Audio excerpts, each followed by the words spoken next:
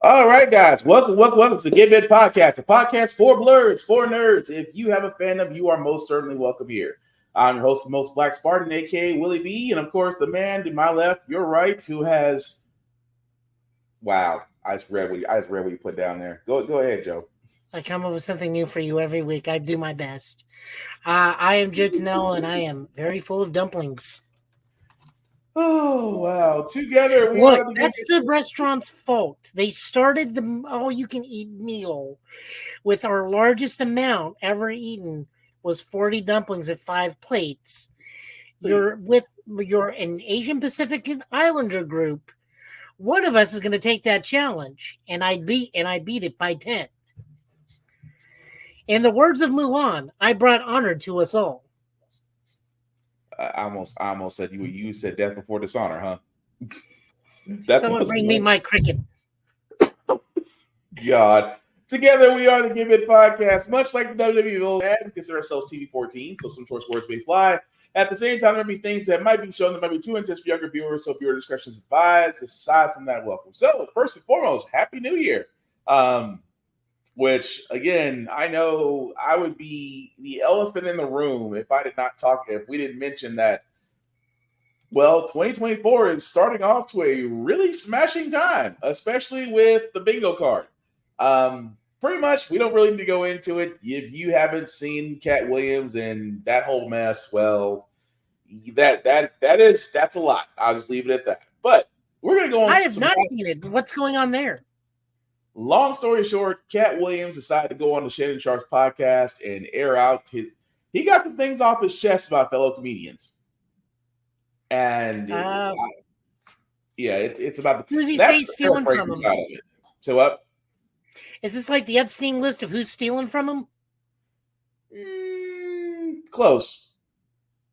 I would say close. He tried to sit there and say he claims that there were some movie roles that he was supposed to get, that it went to someone else. He didn't play the game, but he said these other comedians did. It's a whole mess. But like I said, if you want to watch it, it's on Shannon Sharp's Club Shay Shay podcast.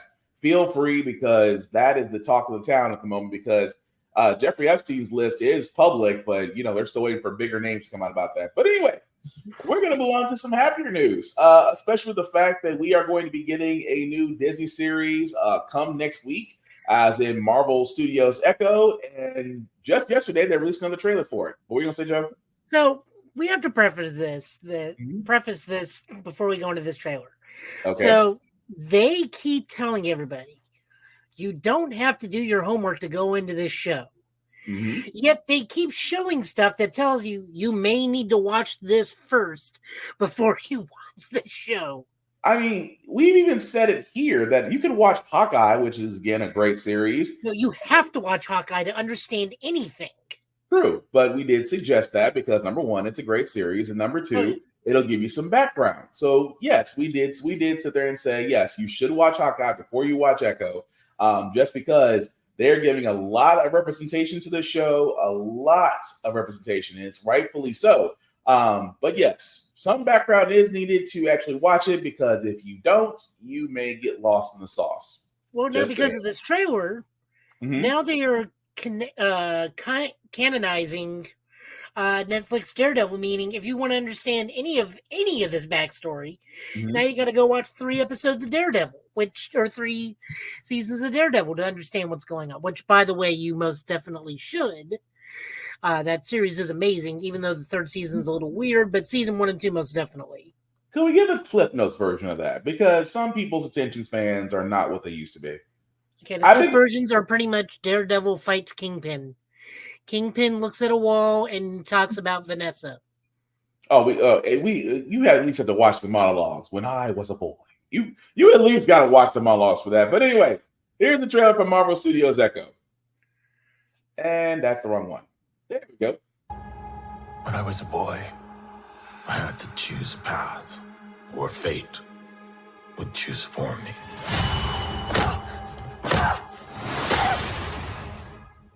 I've hurt people, and I'm going to hurt more.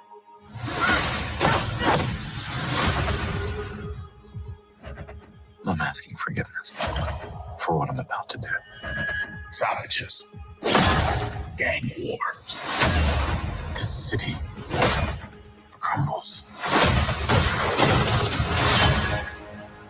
Maya. We are the only ones we can trust.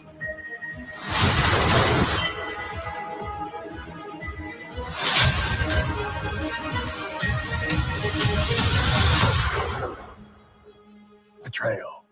That's not something that I can forgive.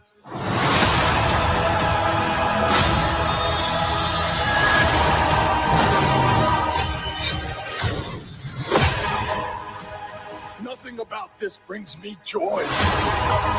You brought this on yourself.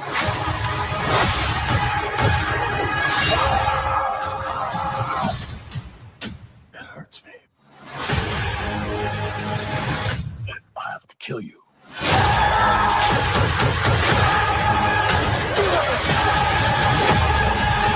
Marvel Studios Echo. All episodes streaming January 9th. So as you can see, guys, again, January 9th being next week, we will get the 5-episode series of Marvel's Echo. Now, you did see Kingpin, of course, prominently in this. We do see shades of Daredevil in this as well. Can we honestly say, jokes? We talked about this a lot. This is going to be Disney's first time actually going this dark. I'm wondering if you can see it fully on Hulu and there's some edited version or possibly black and white versions on Disney. I don't know if Disney's going to allow this on their platform. I'm wondering, like, the more violent scenes will become black and white, but you can see the fully colored versions on Hulu. I would think so to a certain point, or they'll give a parental warning, I guess, about the show before it comes on. But do you think, and I'm going to pose this question to you because this is what I think. I think that this is because it's a limited 5-episode run. This is Marvel's way of saying, okay, can we tell a not so super shiny, blue sky, all ends well hero tale? Can we actually tell a darker tale, and will the audience respond to it? Well, they've done it before already. We've had Werewolf by Night. That was, well, yes, but that was more along the lines of, like you said, it was like the violence itself was more black and white, so there kind of was a cover on it. So it didn't actually have the same graphic detail. I mean, for the time that it was shot in, don't be wrong, Werewolf by Night was beautiful, but the black and white did kind of help block more of the graphic nature of it. Whereas now we're seeing it in Echo, it looks like they just sat there and said, okay, let's just take the Punisher and just go up a notch. Which, again, I'm not mad about. I want to see it. I'm not either. But we're definitely going to see that come January the 9th. Of course, me and Joe will give our impressions on it when that comes out. But speaking of things that are coming out, Monster Hunter's Wild has an update. Joe, do you want me to talk? You want to talk about it? Or you just want me to play the video? I think this is just a trailer from the director of Monster Hunter, giving a hey, here's what to expect. Here's where we've been. Here's where we're going. It's a very brief trailer, which is why I nicked it real quick. Okay. It's not even 3 minutes long, but I always think it's worth watching because you never know what we'll get with Monster Hunter. They could drop like, oh, by the way, the pickle's back. Wow. Like, that's Monster Hunter lingo. For those of us that are hunters, you know what I'm talking about. For those of you unaware, it is a giant T-Rex looking creature called Doom has entered the chat. In full. Well, we now have famed rapper MF Doom, so everything I just said is invalid. What's Kodo feel? I can only keep that on so long because I can't see. I'm gonna see how long you're gonna keep that up, honestly. But yes, sir, that actually plays very well to the surprise comic I added into the list today. Oh Lord, because now I know that Victor has cats. I know exactly which one you're talking about. But sir, Chris Fury for Blurred's Eye View, sir, how are you this evening? I'm doing fantastic. I'm in the middle of revamping the office here, a home office as it were. So I said, let me throw the Doom mask on. It's been a while. Nice. Well, you actually caught us right in the middle of a Monster Hunter Wilds update. Usually they're very nice to the fan base and giving out a lot of stuff at almost free prices. So I'm kind of curious to see what this update's going to be about. 明けましておめでとうございます。モンスターハンターシリーズプロデューサーの辻本です。ハンターの皆様、狩りを楽しんでいますでしょうか？本日は新年ということで、昨年のモンスターハンターシリーズの歩みを振り返りながらご挨拶させていただきたいと思っております。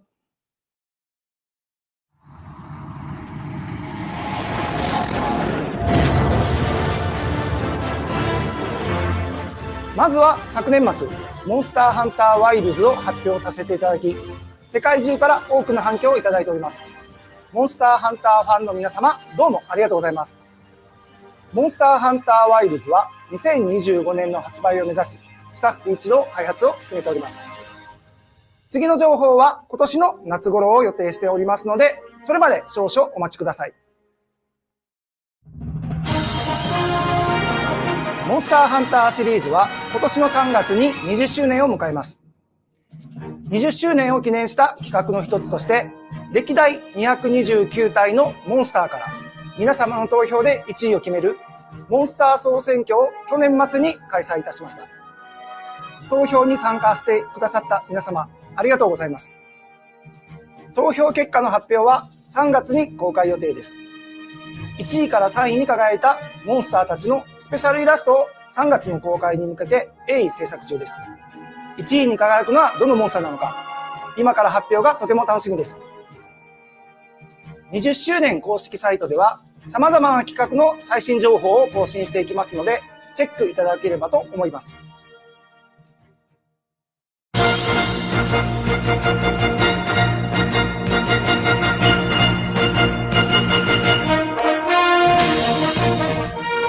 2023年、モンスターハンターワールドは2300万本以上。モンスターハンターライズは1300万本以上の販売を達成し、9月にリリースしたモンスターハンターナウも1000万ダウンロードを突破しました。シリーズを通じてとても多くの皆様に遊んでいただいております。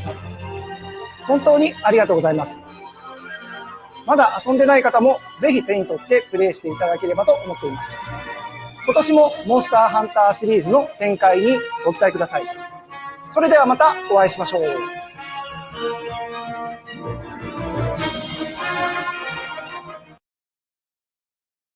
Okay, well, that's actually cool. I do like the fact that, again, with Monster Hunter, they actually do respect the fans, especially in the sense of giving them the vote, which I guess this is for the next top monster. For you Monster Hunter fans, there's a certain monster out there I'd never want to see again because I lost many nights in sleep over it.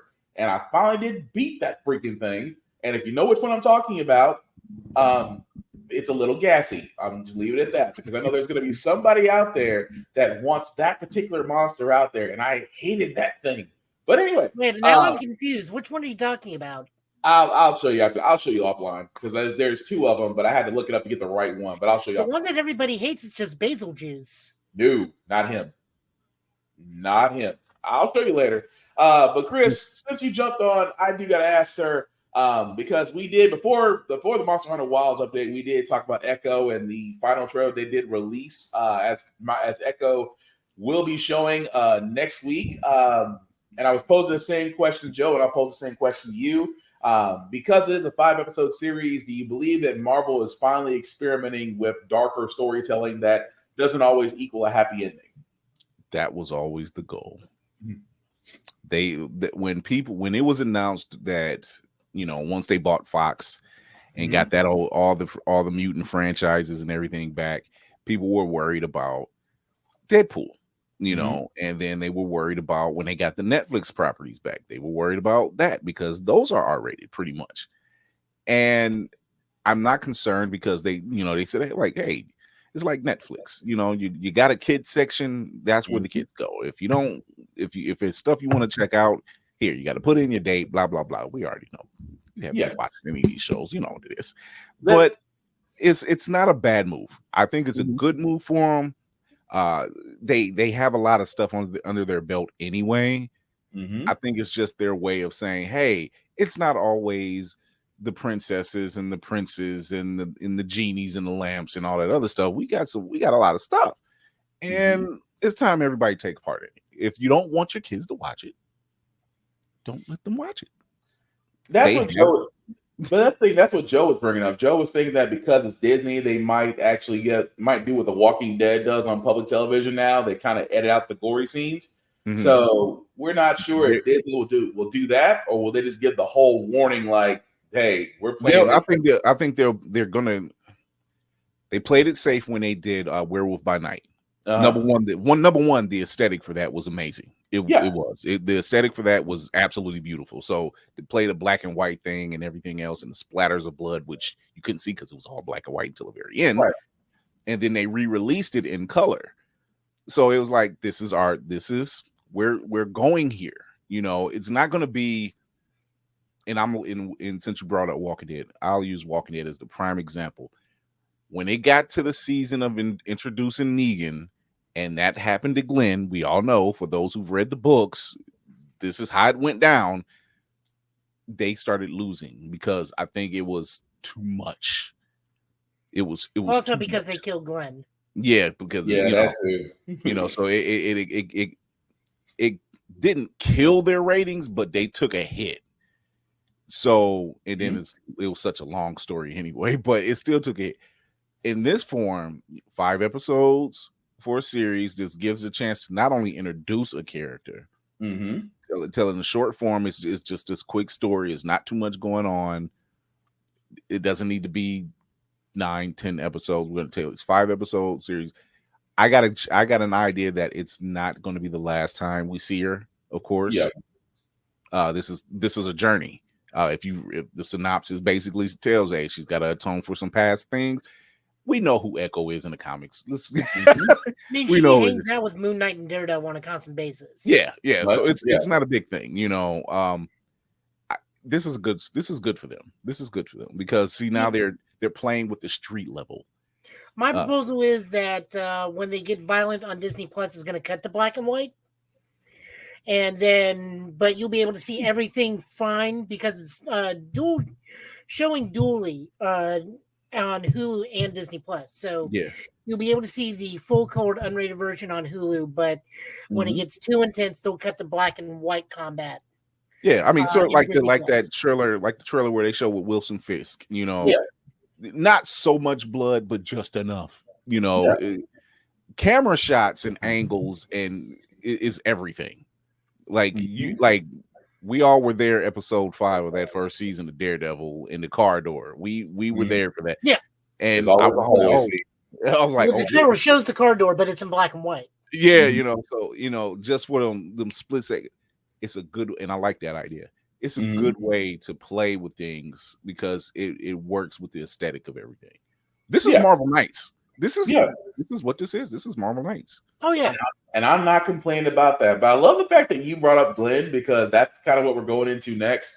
Because even though Marvel never officially confirmed Stephen Yeun's casting, but we did find out that he is no longer involved in the Marvel's Thunderbolts because it was rumored that if he did continue, he would be playing the hero Sentry, but because of scheduling conflicts, we got to put that in quotation. Scheduling conflicts. No, hero. Very loosely. Hero-ish. Isk. Like. Well, let me not say that. That'd be wrong. Hero-ish, like John Walker, but I was gonna leave that alone. John Walker is like Frank Castle's a bigger hero. But he actually said because of scheduling conflicts, since the strike was over, as far as the actors and writers are concerned, he just wouldn't be able to make it work. So with Stephen Yeun not being considered anymore, I just want to throw this to you guys because of the Thunderbolts involving Sentry. Who do you think would make a replacement cast for casting? They should play the smart move and get that guy that's was Lucas in Umbrella Academy, who's currently the guy doing Reacher. Alan Richmond? Richmond. Yeah. Richardson, yeah. Yeah, he's all for doing that. And Steve Yeun still wants to be in Marvel. Just make the smart cast and make him totally awesome Hulk. Just make him Amadeus Cho. That would be good. It would be good. What about you? What about you, Chris? Chris, you did not even think about that, did you? I didn't. I was like, oh God, yeah. Henry Cavill, step to the stage, please. Henry Cavill, step to the stage. Now, if please. they get him, he can only be Hyperion. He would be Hyperion, but he got the green light for Warhammer 40K with Amazon. So yeah, I think his doc is pretty full though. But yeah.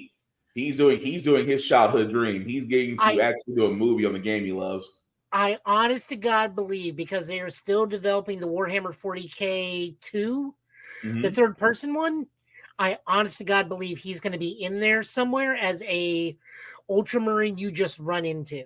And he does the voice work, and it is his face. I wouldn't shadow of a doubt believe that to be true. I am making that up right now.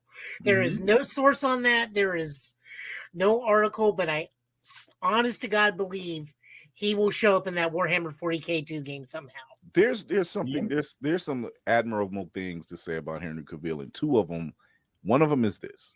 One of them was his nephew when he was playing Superman. Of course, his nephew was telling kids, "Hey, my uncle is Superman," and you know, kids, and they didn't believe him. And then he walks to school with his nephew one day, and they realize, "Oh, your uncle is really Superman." That was one thing, which I thought was really cool. When you have to sit there and show it like he's in the suit. The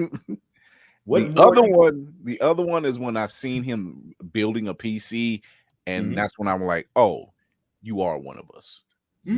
Your pass is there." I just like the fact that he put on the anti-static gloves. I was like, as an IT person, I respect that heavily. That lets me know that you understand PC building and you do it safely. I appreciate that. It was quite admirable. I'm like, oh, you get a pass. Thank you. You're fine. You're fine. This man when he was talking about Witcher, yeah. And I'm like, listen, he knows what he's talking about. Just listen. So I'm glad he's in a franchise that he actually is in a franchise of. So he's, to me, that's like, I want to see what you do with Warhammer. Maybe you're the guy, because if you do what you did with The Witcher for Netflix, because you insisted on a lot of stuff in that, which made it a great series, I can only imagine what you're gonna do with Warhammer 40K. Which again, when you have a passion for something, and you can get a good balance for bringing it to live action, because let's face it, we know it is extremely difficult to take any type of game and have it cross over to another medium. It's unless it's animation, it's hard to translate. I mean, the other thing we got to remember with him in 40K is that I believe he is executive producer, so he has like final say on a lot of things. Yeah, so that is the reason he left Witcher, is because they wanted to deviate from the books, and that man's a continuity whore bigger than most of us are. But he's right. He was right about The Witcher. He was right. No, I'm not saying he's wrong. I'm just saying that's probably the other reason why he's doing 40Ks, because they gave him full creative control. Yeah. And again, this is me assuming on my end, but I'm fairly certain he's got some sort of final say, or some say in creative. It's like, no. The War Boys' guns are wood, and they are low-level psychics that make them fire bullets. That is what it says in this manual, and I know he'll hold up a manual. It's like, it's right there. Comes to the set with the manual. It's like, it's right there. It'll be right next to specifically this clan. These guys are only going to have wooden guns. Yep. But it's gonna be interesting though. So, but yeah, I mean, Thunderbolts are gonna be fine. Like I said, Marvel's got plenty of time. I was really trying to figure out how they were going to swing the Thunderbolts with Sentry. I was trying to figure out how they were going to swing that, because let's be honest. I'm like, okay, we know who Sentry is, but if you're building him up in live action to be that antagonist, Are we doing this? Are we doing Suicide Squad again? Oh yeah, no, I expect Yeah. half of that crew to be immediately tossed out, and we immediately get the original Zemo Thunderbolts. Yeah, Yeah. so, like it just struck me I like it don't was expect- weird. I don't expect any of them to be as brutally killed, but I expect the main roster to be wiped off the board, or at least 3/4 of them taken off the board, and then Atlas, Songbird, Meteor, Fixer, Mark II to just immediately jump in with Baron Zemo. It's like I can get them done, but I want my team. Yeah. But And they're like, what team? Oh, I have a team. it should be interesting as long as they keep the same guy. As long as they keep the same guy for Baron Zemo. That's all I ask. Are you Danny looking? Are you Burr looking was- for another? Are you looking for another club dance scene? I'm just looking. I'm looking for another. He's out of line, No. but he's the right moment. No, what he's looking for is for the final kill shot to be the Butler killing the Sentry. If that happens, I will howl in the movie theater because I'm going to be like, they get it. The fact that they get it and the Butler's going, it's being handled. It's being handled, Your Grace. That's all I need. But I'm just glad. I'm just glad that I can finally understand Red Guardian and Bucky being on the same team now. I totally get it now. I totally get it. We're definitely gonna get to that for what if. But before we do get to that, we do have the trailer for the Doctor Who season. Again, this is with the new Doctor, and Yes. I'm loving it. So here's the Okay, trailer. so before we go into this, I do have a question. Who saw the Shooty Gatwa episode? Who saw the Christmas episode? The entire thing. I saw We it. all loved it. It was all fantastic. Yes. Yeah. Okay. It was I just just wanna make sure everyone's emotions on the and same joy and friendship and joy. It And was just it was really and it was Goblin really singing, good. which that song has been stuck in my head. so. For those that don't know, yes, there is a new Doctor, and here's the trailer. Into the vortex. I have the whole universe at my fingertips. Oh, this is pain. You can't! Abbey Road Studios! All right, let's take it from the top. Ruby, there are powers beyond the universe. Are you getting scared because you're just babbling now? Smell faster! No job, no boss. Just fun. Lassie! I'd love it if you came with me.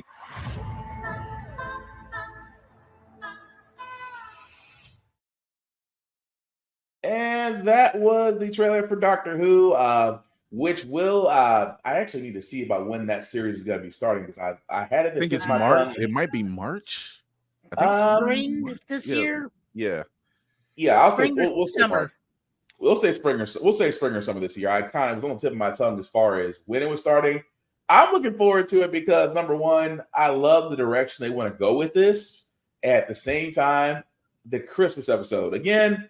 If you haven't seen the Christmas episode that's on Disney Plus right now, I highly recommend that you do because it sets up for what we're going to see. And I got no complaints. I'm looking forward to it. But fellas, what about you guys? No He needs to complaint. sing more.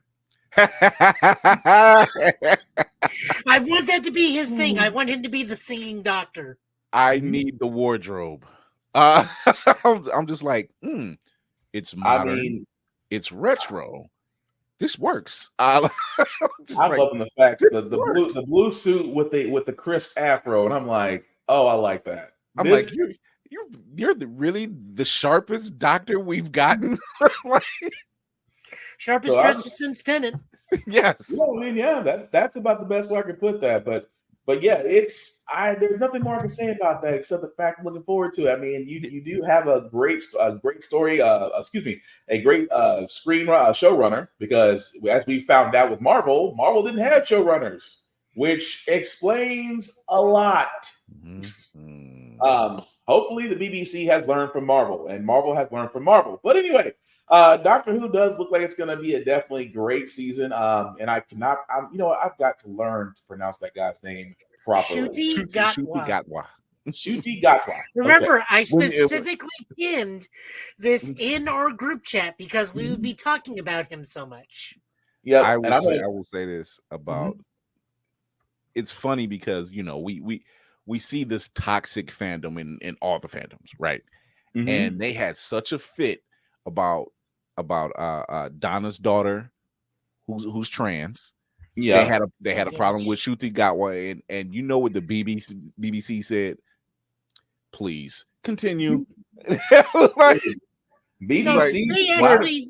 There's an actual thing called WHO syndrome for doctors specifically. They announce the doctor. No one likes it because they're attached to the doctor. The new doctor appears. Everybody's hard on him for like a season or the opening of the season, and then everybody loves him. And then by the time he's ready to go, we're all in tears because we don't want him to go. We watch, rinse, repeat. Now, as for the trans thing, who gives a shit? She's not a companion. She did a great job. Or they? No, it's she. Yeah. She did a great job. I had no complaints. The fact that she's named Rose. Ooh. Keeps coming back to Rose. It just keeps coming back to Rose. I mean, always coming back to Rose. No matter what. What does it matter? Like I said, if she's a continuing character, by all means. Yeah. I have no problem with that. If she's like going to be the second companion and it's Ruby Rose. Yeah. Sure. Okay. Well, with it. That's all we'll do. It's like no one can. This is what I love about what the BBC said. They were just like, yeah, whatever. We're gonna continue these stories, and like they're not hung up on it. It was like we're ahead of the curve before ananybody else is. How's that sound? By the way, I think you can go on a BBC shop now and get a screwdriver. Probably, I think so. They already sold out. Off of the BBC.merch.com. If they not already sold it, I say go for it.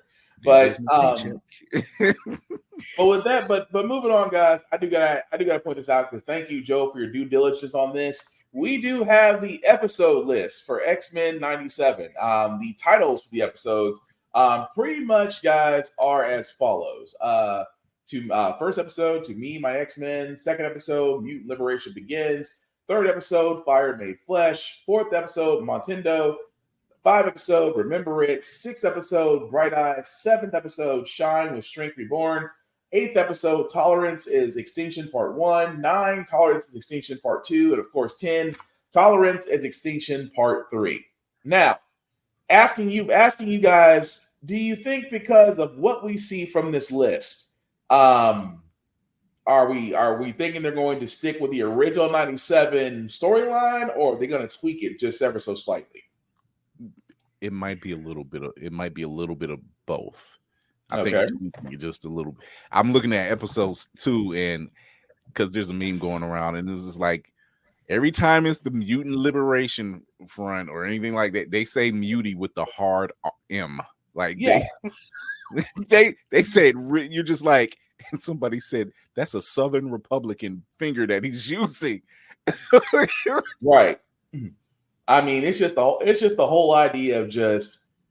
I mean, I look at this, I'm like, okay, I had to remind myself, okay, how did X-Men 97 start? X-Men 97 did start with actually them actually recruiting Jubilee, but I mean, going by the titles, it still could be that. Of course, at the time of Jubilee's recruitment, there was a certain group that was protesting mutants. I don't remember if it's Mutant Liberation or not, but I don't know if you guys remember. No, it is the Friends of Humanity. Yeah. Okay, okay. That's right, because I FOH, because every time I seen them, I kept saying, "Fuck out of here." That's what I kept saying. But yeah, it's one of the ones that with X-Men 97, it's one of the series that we're looking most forward to because they are going back to, honestly, it's arguable. You could say because of X-Men 97, it may have saved Fox Saturday mornings. It was a mainstay right next to Spider-Man and a few others. You can say Power Rangers just because Power Rangers also was on Fox during that lineup. But I don't have any complaints about this. I'm looking forward to it. If they do tweak the original story, I have no issues with it. I just hope that they keep it to what made it special. But what do you guys think? Well, I know Sunspot's in there, and I know Jubilee's in there, and the last 3 episodes are called Tolerance to Extinction, so that means they're adapting Operation Zero Tolerance. Yeah. So I want to see how they bring Morph back in. That's out of that So- out of that entire original series, I'm like, this dude. I is looked at rough. that, and his design is the Exiles morph. Yeah, So it I'm is. wondering if he is the Exiles morph. And then Bishop still more. It looks like he's more involved. And Magneto's got his New Mutants giant M on the chest, purple costume from when he was headmaster of the Xavier Institute. So there's also that. But I am more interested in how they're going to adapt Operation Zero Tolerance, because that's one of those. So Cyclops has a bomb in his chest, and those poor children from Generation X do not have a fun time with Bastion. No, but it's gonna be interesting. That's why I'm looking forward to it when it comes to spring. But before we get to our next trailer, guys, I'm gonna run through these two things, because one is something we never asked for, and another one that makes you ponder. So let me go through the one that nobody asked for first. Mickey Mouse as a killer. For all those that don't know, Steamboat Willie, which again was Mickey Mouse's first caricature, I never can pronounce it. First image. Let's just go with that. I never can say certain words. Mickey Mouse's first image has now become public domain, which means that certain parties want to make a horror film about Mickey Mouse being a killer. And all I can say is, who asked for this? So there's a lot to go on this one. There's a lot to unpack. First off, Mickey Mouse is not in public domain. Steamboat Willie. And it's only the character version of Mickey Mouse in that version. The mouse itself, not public domain, meaning they are trapped by a lot of things, because the moment this version steps on land, copyright infringement. He cannot leave the boat. It is Steamboat only, because if you look, Mickey does not leave the boat anytime during that small cartoon. So they can't leave the boat. Right. So I guess that means we're going to be the first act of Jason Takes Manhattan, but with Mickey Mouse. If it looks too much like any other version of Mickey, lawsuit and copyright. True. I mean, they probably won't mess with it, because let's face it, Disney has not been going after anybody on Etsy for a while. But the moment you get any other version of Mickey, be it that other game, that Area 88 or Installation 88 or whatever it is, or this, they won't mess with it, as so long as they are people very close to it. Now, that other one where it's very clearly a Doom shooter with 1950s Betty Boop Mickey Mouse graphics, that one's a little weird, but Mouse? Yeah, the one that looks like you're going around shooting a whole bunch of Mortimers. Oh, I love that. That one. First-person shooter mouse. That looks great. But like stuff like this, like they have to walk such a tight rope to keep Disney off of them. I honestly don't think it's going to be worth the time. Well, they're just doing this for the shock factor, and so they can grab a quick buck. Yeah, there's a lot of properties that are just being rampantly used now, and they're just twisting it just for the hell of it. I mean, we've been seeing it for the past 5 years, 6 years. Yeah, I'm still waiting on my Where's Waldo story. Where's Waldo as a serial killer can write itself. Literally can write itself. That's all I'm saying. Yeah, he's called Oddlaw. He was in the animated series. That is also true. But the other story I got outside of who asked for this one actually makes me wonder. John Wick's director, Chad Stahelski, is shooting his shot. He wants to tell Disney he wants to make a Star Wars film. For all those that don't know, Chad Stahelski was the director behind John Wick chapters 1 through 5.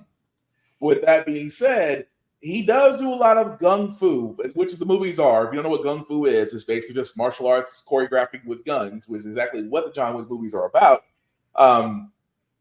But could he transition that to a Star Wars movie? And I'm gonna pose this question to both of you guys. If Disney / LucasArts / Filoni decided to give him the green light, and keep in mind, this is a guy that directs action gun fu movies. where would you put him in the Star Wars universe to give him a movie? The Shut Up Cal Kestis era. So the news that had just recently came across my board with this director, and I'm totally in agreement with this one. He wants to do Blade. He could do it. I can see that. When I seen that, because we talked about this, and we talked about him taking on a Star Wars film, and we were trying to figure out like where he will fit. Great directing, like the action wise, but is it the fit for Star Wars? I think it depends on the characters you're going to use. That also, but I thought about that, and someone said, why not just give him control of the Bad Batch? Yeah, something like that. Something like that, but that's the other reason I made the Cal Kestis joke, is because Cal Kestis is just John Wick with a lightsaber. All he does is go from giant set piece to set piece and just like fight till he's almost like laying on the ground doing this with his lightsaber just to pick himself back up and carry himself back to the Mantis. I mean, like that's all those are a John Wick game almost. Like, I know it's a Souls-like game, guys, but like the process is Cal Kestis goes to this planet, nearly dies 50 ways over from fighting everything under the sun to grab one thing, then go back and go to the next planet. That's just a John Wick movie. Okay. The problem I have with him wanting to do Blade is I don't think I have the patience to see a 55-minute fight with a stake and one room of vampires. Okay, so not to cut you off, Ready Set Geek _podcast. Thank you for watching, man.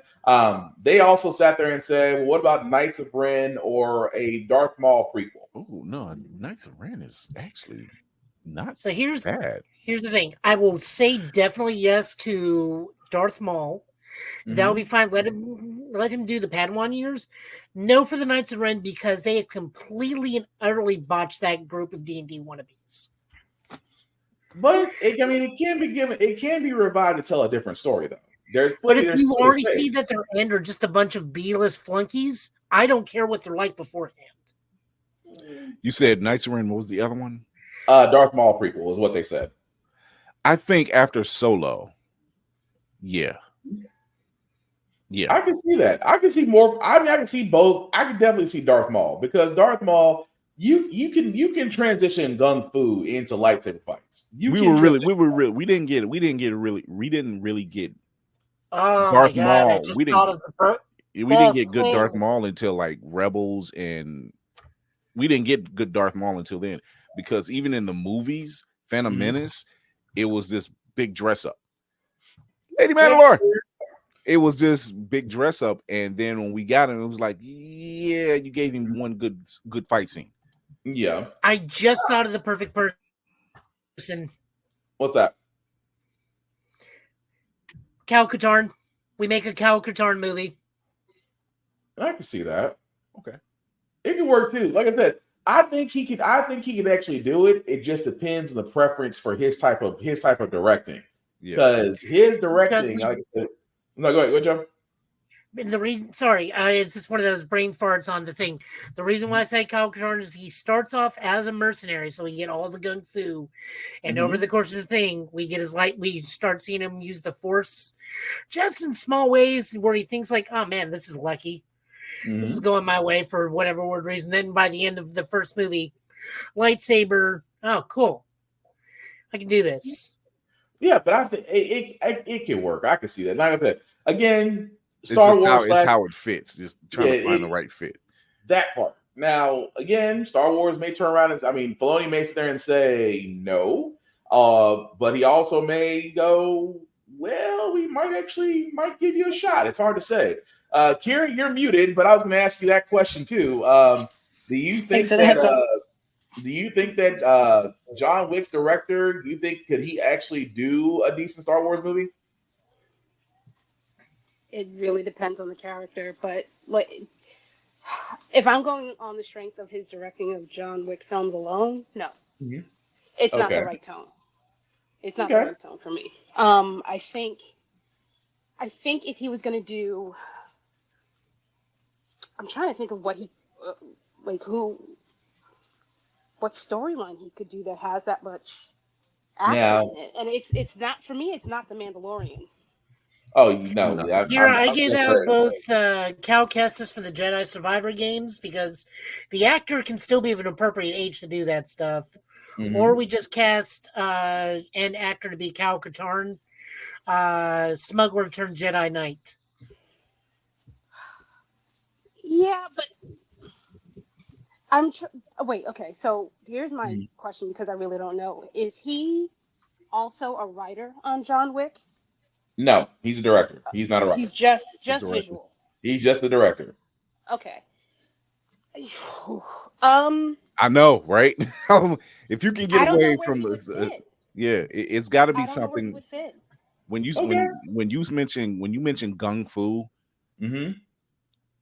like you said, Bad Batch, some other type of characters. I'm more along the lines of Imperial Army. Like, if you're gonna do that, then it's gonna be a separate story, and there's plenty of those out there. Yeah. That's what I'm thinking he would be perfect for. Because what if he wasn't doing a good guy movie? Yeah.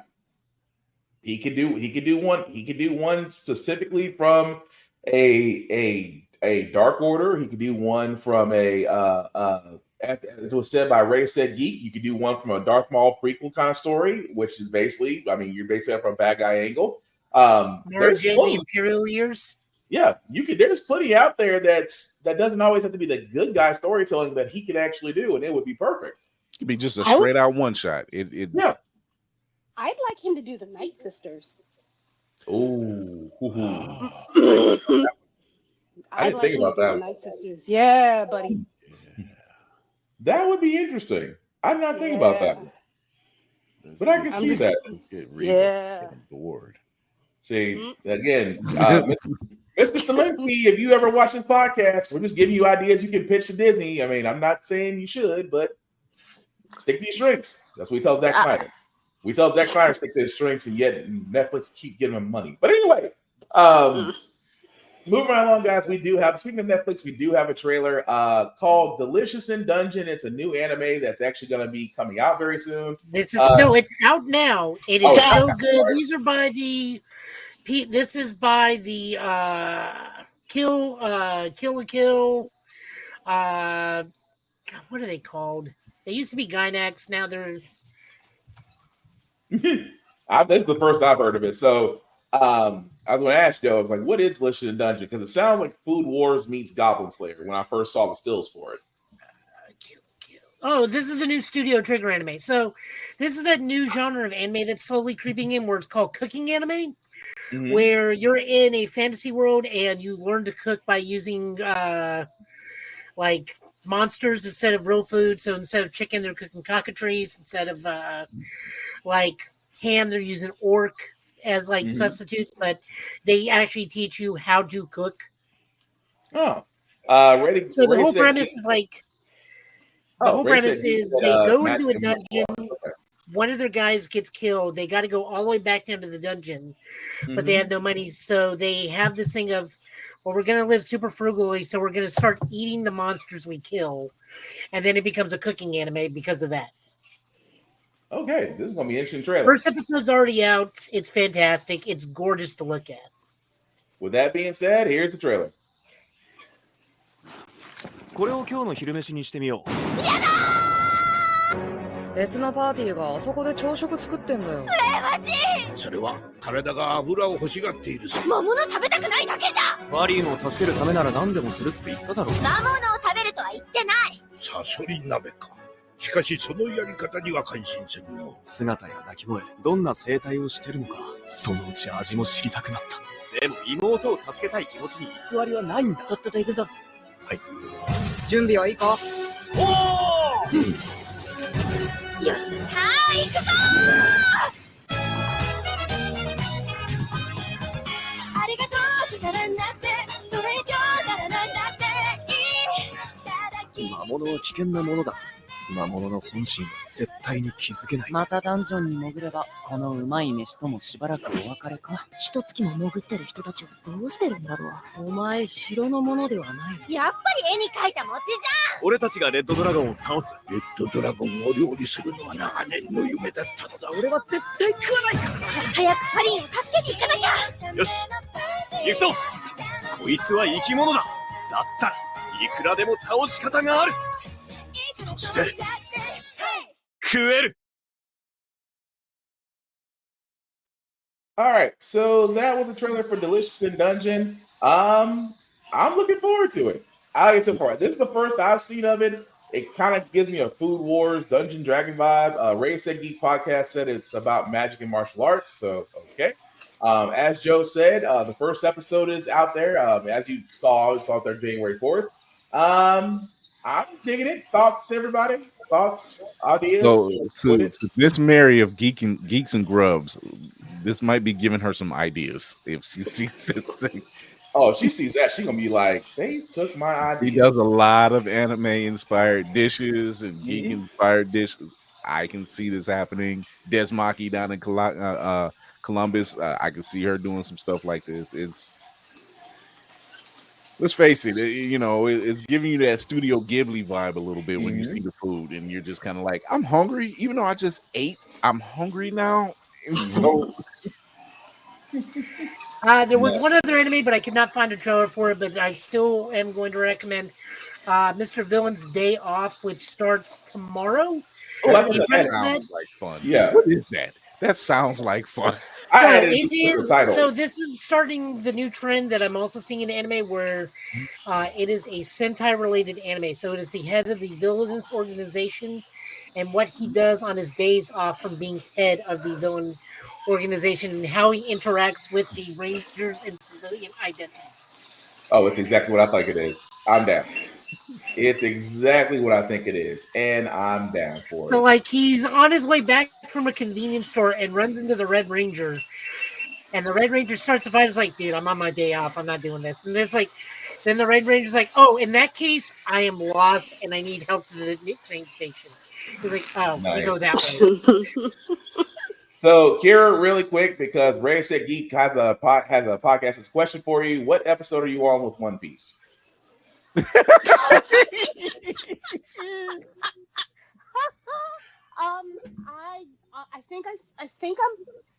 don't know. I know I'm past Eni's lobby. I think I'm out of Water 7 or just leaving Water 7. So I think that's the 600s.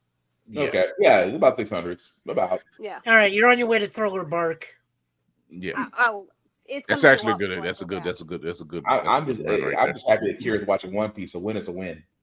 That's all. That's all I'm saying. She's taking her time. That's all we can ask. You're right.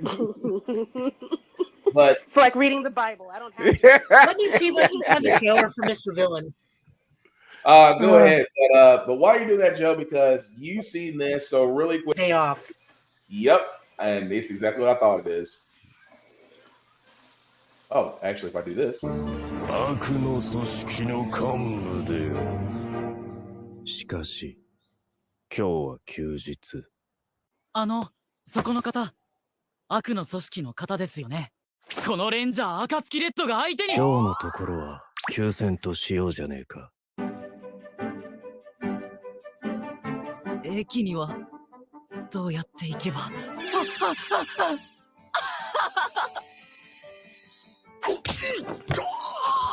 泣いてんのはそいつらじゃなくて俺なんだけど。もういいよ。本当は魔法少女になりたかった。おじちゃん、あれ食べたいです。案外悪い人じゃなかった。敵にもいろいろいるんですね。なんだ、まだ腹減ってるのか。よかったらこれどうぞ。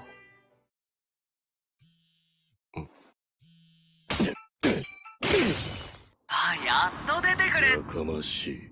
もちろん覚えてるさ、将軍。将軍、よく来てくれたね。お前と仲良く私服でお散歩なんてついてねえ。今日はレンジャーたちとも決して争いはしない。そう、なぜなら今日は休日なのだから。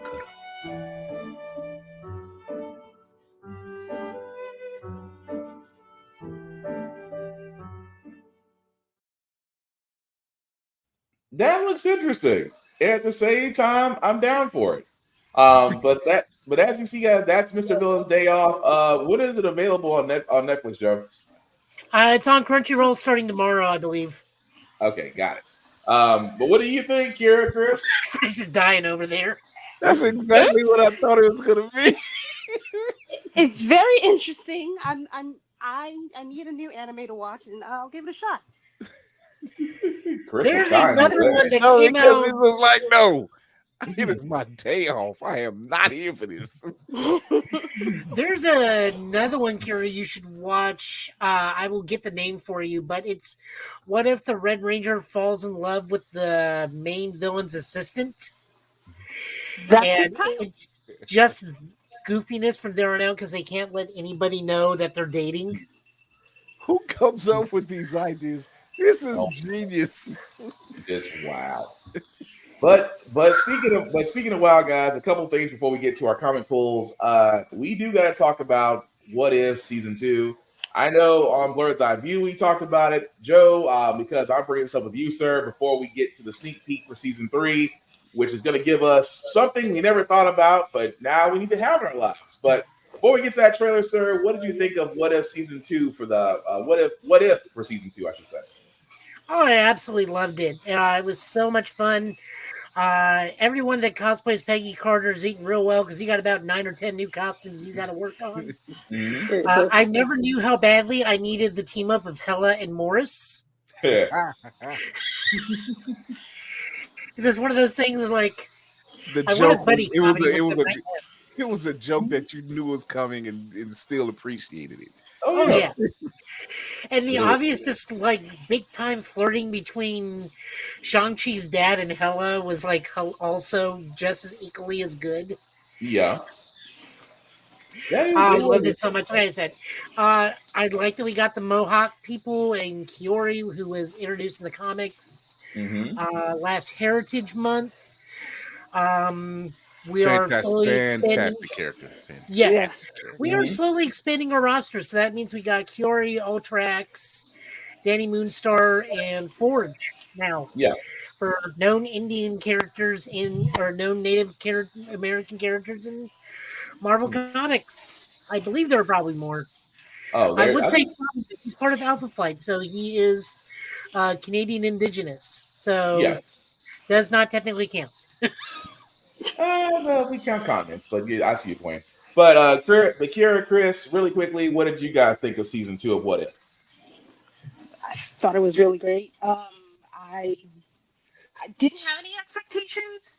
I thought that I was hoping that they'd have a good story, and they finally did. So I'm really happy with it. Nice. Yeah, I knew it was going to be good. I didn't think it was going to be great, and I was surprised. Very well told. Representation is everything.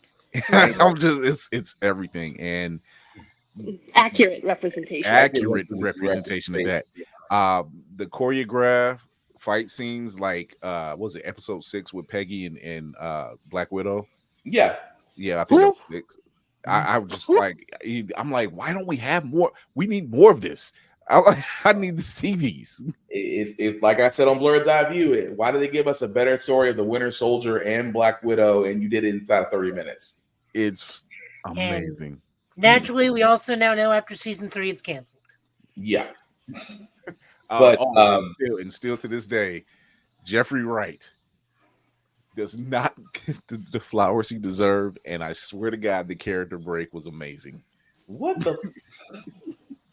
What the hell is this? What the hell is this? It's like it's like he read off script because something went through the room and was recording. He literally just went from, as a watcher, I cannot, will not. What the hell is this? Just literally just went off script. But it was really great. But the reason why we're talking about What If Season 2, because obviously it was a huge success. they've already given us a glimpse at what season 3 is going to be. And as I said They before, didn't even wait till the season was over with to give that not glimpse. even They were just like, close. y'all You're right. y'all gonna keep eating too. I mean, if anything we could say from What If, they have been they have actually had a consistent showing for season 1 and 2. But season 3 was like, what happens if you put the Red Guardian and the Winter Soldier together? Well, you get this.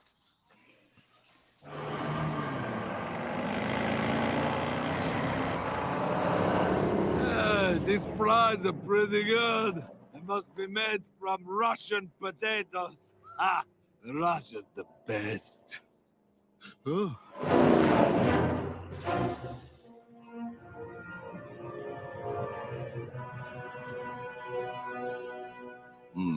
I'll handle this one. Relax. The Red Guardian has this.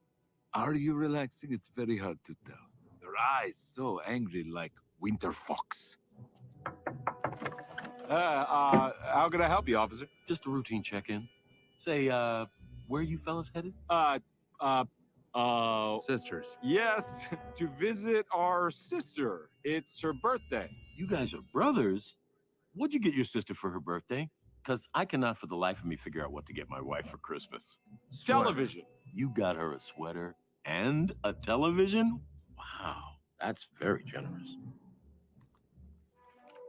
Nice story, but where are you really headed? Step out of the vehicle and keep your hand... One! Whoa, hey! Really, again with the guns, and I had wool over his eyes.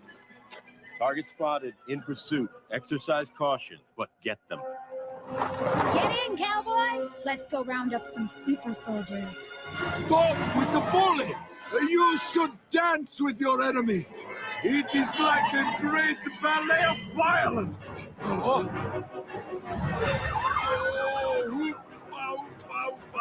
Where did that come from? Did you have that the whole time? One, no, don't shoot, dance! Hey, stop swerving.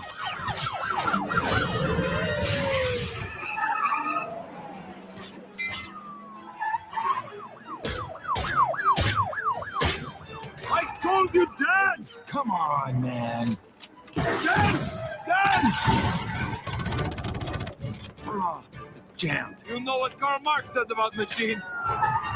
They make men lazy.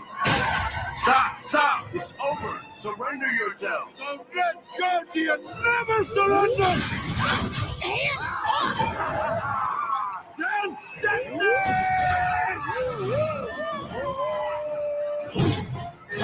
Oh, Winter Fox and the Red Guardian!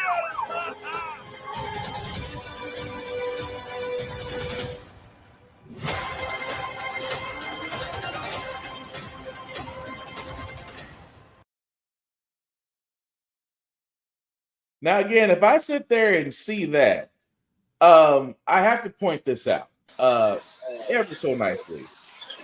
Who in their bingo card of 2024 had Red Guardian and the Winter Soldier on a road trip? It's 48 hours. Right. Yeah. My bingo card is shot. But again, it's the one thing that we never asked. I mean, I don't remember anybody asking for it, but now that I see it, I want it. I want to see where it goes. Makes Thunderbolts all make more sense now, doesn't it? Yes, it does. Who is the gentleman in the law enforcement? He seems very familiar, and I cannot place him. Lawrence Fishburne was voicing him, and I thought that was Bill Foster first. That's what I was thinking. He ends up playing. I can't remember. He was in oh my god, Ant-Man 2. He played big dude when he gets Goliath. big. Yeah, Goliath. Wait, that's Bill. That's that world's version of Bill Foster. More than likely. I mean, it is Lawrence All right, Fishburne. I'll roll with it. Just like it. I mean, it is possible that it may be him, but they didn't actually say. But I mean, it is. Why would they change his name? It doesn't seem like they would change his name now. That doesn't make any sense. Yeah. I think that's a way of keeping Bill Foster alive and active in the MCU is by having him in What If. But no, I'm loving that. I just want to, like I said, season 3, as Chris said, they didn't even wait for the last episode of season 2 before they said, "Oh, here's what we're doing in season 3, so you guys can just sit and stew until we're ready for you." But what ifs. But overall, guys, what do you think? I mean, we already love season 2. Does this not make you look forward to season 3? Do you have concerns, or is it a wait and see? No, I'm good. I'm ready. We're two out the gate. I've said it on the show before, and like I love the What If comics because it's just one of those runs where you can get away with anything. And it's always a fresh story, and that's what you end up wanting in the end anyways. You just want a fresh story. It doesn't have to be the same thing all the time, and you can just tell, like, who to this day, I never had Aunt May as a Herald of Galactus. I never signed up for it. It's hilarious as all get out. One of the best cards in my versus deck. See? But it worked. It was like, you know what? It works. It works. No one ever remembers Golden Oldie.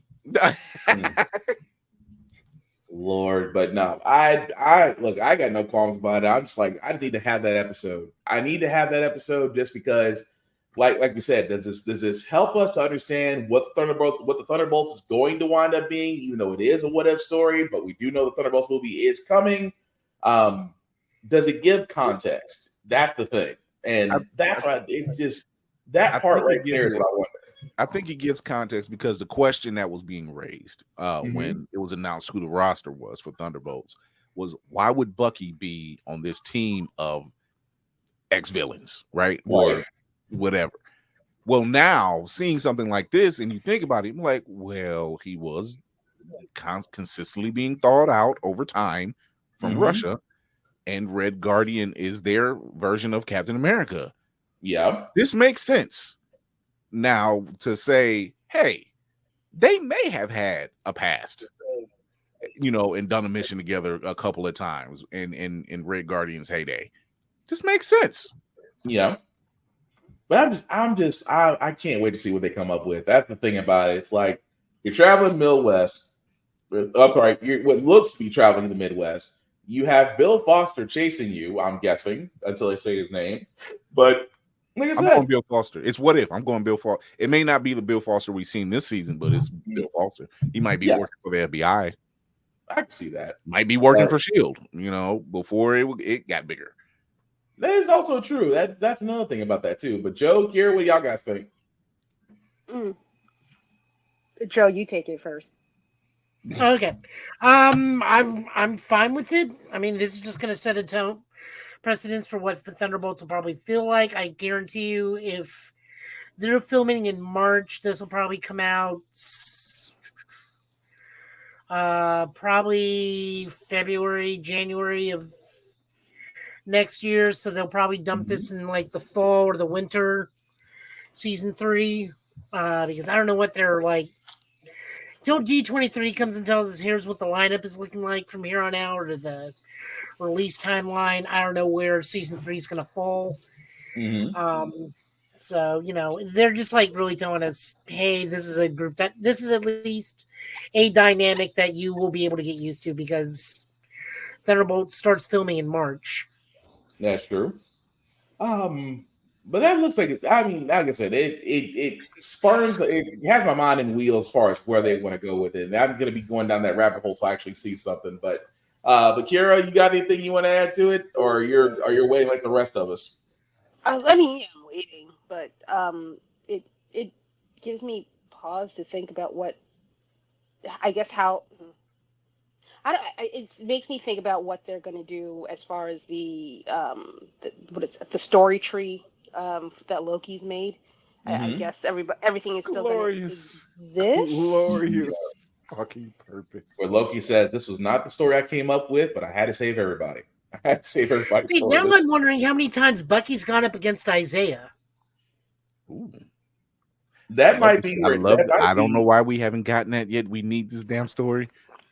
Because we do know for a fact that Red Guardian has gone up against Isaiah because he keeps saying all the times he fought Captain America. We know he doesn't mean Steve.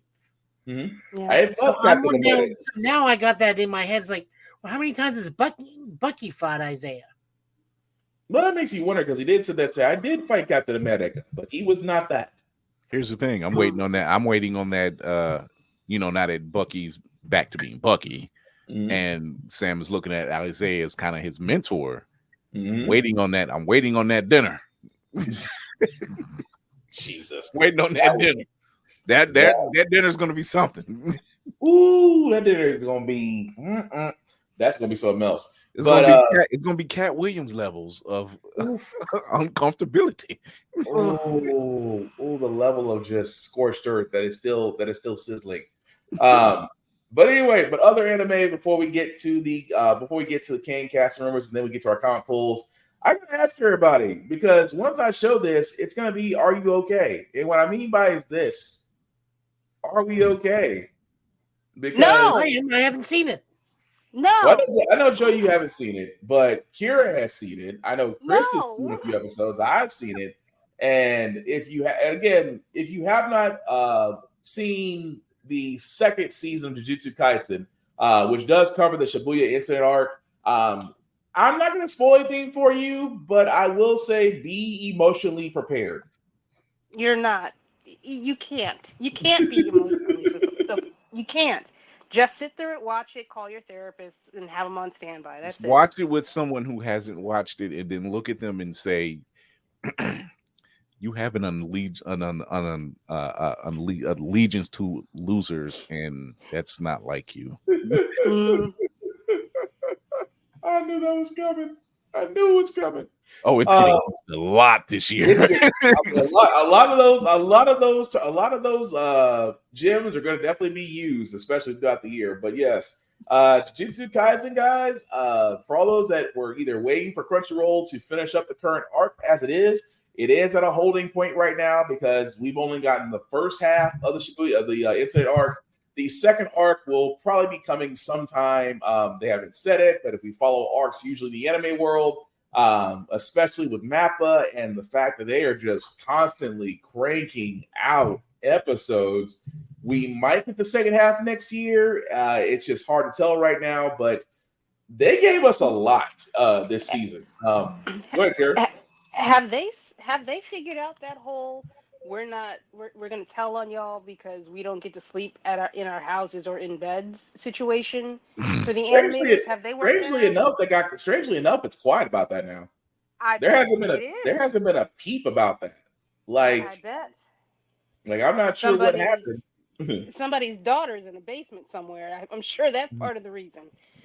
I'm guessing because I do remember they did talk about unsafe working conditions. We're getting pushed to do this, that, and the other, and that was right before December actually, and then crickets, and then silence. It's been crickets since then. But no, I understand what they said here. Watch Godzilla -1, and then that must have if Godzilla did say Mappa, then that kaiju's not getting enough credit for life, but. But no, I'm sorry. What are you gonna say? No, I was gonna make a bad joke. These are not the working conditions you're looking for. Right. But with Jujutsu Kaisen, like I said, not to spoil it because at this point, I don't want to be that guy. But let's just say, I will say this: treat this like The Walking Dead when Negan showed up. That's all I'm gonna say. I will leave it at that. When you first saw the bat and you first saw Negan, keep that in mind as you're watching the first 9 episodes. That's all I'm saying. But either way, great. It was a great series. I don't know if you guys want to add anything more to it outside the fact that you've been emotionally destroyed. This teaches you how to deal with detachment. Man, in so many ways. Don't get too attached. Don't at all. Just watch it. If you start cheering, don't do it no more. I mean, that's about the best way we could put that. Like, don't get attached to anyone. It's up for everybody. It's up for everybody. It literally everybody. It's like someone asked Josh Wade, and if you decide to pick who is going to get off, and he said, "Who says I'm choosing?" Everybody can go. But no, It was definitely a great series. Again, we don't know when the second half of the incident arc is going to pop up. It may be a little bit longer this year, maybe next year. We don't know. I'm still waiting on Fire Force. I'm still waiting for my season 3 of Fire Force, which is supposedly supposed to be coming out this year. So hopefully, I would like to have that. I would like to have My Hero Academia that actually goes past the Hero War. That would be freaking nice. But like I said, we just have to wait and see. But speaking of things we're waiting and seeing, as we kind of rack down to get to our comment pools, again, guys, I know this was discussed on Blurred's Eye View because the possible Kang replacement. Because let's be honest, Jonathan Majors rolled the dice and came up a 1, so he has been sent. No, he came up a 2. He's still breathing. Yeah. No, it says how many times he got the guilty verdict. Technically, a 2 is still breathing. Humbled, I'll say. But anyway, Jonathan Majors is out, and right now Marvel is in a crisis mode. I know me and Joe have talked about it. I know Chris talked about it. Kieran talked about it. Where can Marvel go from here? Now, of course, the obvious answer would be to go to Doom, but again, with Dr. Doom being one of the most complex, I wouldn't call him a villain, because really he's not a villain. He's a guy that has standards, and if you cross his standards, he takes you out. That's not a villain to me. That's a guy that's pretty much and he forewarns you. So there's no. Gaddafi had lines. He had levels too. Like I don't want to say the other person because I feel like I don't want to get into that whole. That's I get it. But people call Dr. Doom a villain. I'm like, he's not really a villain. Not a villain. He keeps telling you the all. Silver Age Dr. Doom is absolutely evil mad scientist villain. Current Doom, he's just there. Yeah. He's just there, and he's got his means, he's got his motives. Do not pass go. Do not collect $200. That's pretty much. And that's a line to Luke Cage. Yeah, I don't know what that means, but go directly to Doomenstad. Right, he came for that $200. But yes, one of the options was that it could go to Doom. The other that was thrown out was recasting Kang. And this man's name, and again, we want to hope for this man. At this point, it's only been thrown out there. It hasn't been confirmed. It hasn't been. It's been said that he would be, and that man that you see right there is Coleman. I forgot his name already. Help me out here, Kira. You know his name. Coleman Domingo. Thank you. Yeah. I know Kira would know because she was there saying she saw that picture. You know what? Why everybody? Because they did decide they were still going to do the Kang run, right? Coleman Domingo. Wait, I've seen this man's body of work, and I'm just like, and his body. I don't care what team he's on. Oh no, we want you. Oh, be honest, Kira. It's a safe space. Be honest. And God bless his family because Jesus made a way, and it might be through Coleman Domingo. So I tossed out 2 things. Mm-hmm. One, we're pivoting to Doom too quickly. 2, why not just bring back the High Evolutionary? I don't understand why we're so quick to toss him away. He was an excellent villain. We did not kill him. He can just have his eyes set on Earth. Yep, he's in prison. And Coleman Domingo, absolutely. But I still say Omar Sy would do a better job. See, that's the thing. Omar Sy, for all those that don't know, he's the guy in the Netflix Lupin D'Arsante, not to be confused with Lupin the Third. Although, again, Lupin the Third is great anime. I mean, technically, he is still Lupin the Third. I mean, he is still Lupin the Third. In so many ways, except several ways. He can't be Lupin the Third because he has a child, and we both know Lupin the Third would never have a kid, unless it's Lupin the 50. Unless it's Lupin the 83rd in the future. I mean, no, Lupin is kind of, you know what? Let me not say that. But anyway, but no. Yes, Omar Sy for me. I understand why this gentleman, just from looking at him and the picture alone, speaks enough. Yes, I would definitely say him, but I would still say Omar Sy is my go-to to replace Mr. Majors. But again, I would shift over to the High Evolutionary. But I think they're saving him. I will counter that and say I think High Evolutionary is being saved for something else. I don't because think they they still want to. they're No, go ahead, Karen. that man is going to be hell bent on getting his revenge on Guardians of the Galaxy. It doesn't make sense. There would have to be a lot of jumping, leaps, and bounds in order to get him to come into this universe. Yeah. It wouldn't make sense for him to be the next big bad. He honestly, in my head, he's maybe I'm going to say three big baddies away. And not only that, but when especially watching Volume 3, and you realize just how deep his hands have been in a lot of other races of aliens. You're just like, there's no reason why. Like, this ain't the last. This should not be the last. But we've already established the mountains of Wundagore, which is his home base on Earth. So there's no reason for him not to go there to recuperate from getting his face shredded and getting the giant armor mask. But here's the thing, though. Don't you run into the problem, like I said, like Kira was saying, you're going to still run into that problem of if you decide to bring in the High Evolutionary, I mean, from a story point, he's going to go straight after Rocket. And what was Rocket's home for multiple years? I get that. But here's the problem. Do you want your big bad to immediately go on a revenge arc straight from Volume 3? Yes. I don't think it'll work. No, you need something that's going to be cohesive to the entire MCU. They haven't been cohesive for a while. Why stop now? But that's the problem. I would like it to stop. That's the point. I would really like it to stop. It needs to stop. We need to start building an actual cohesive universe, and they haven't been doing that.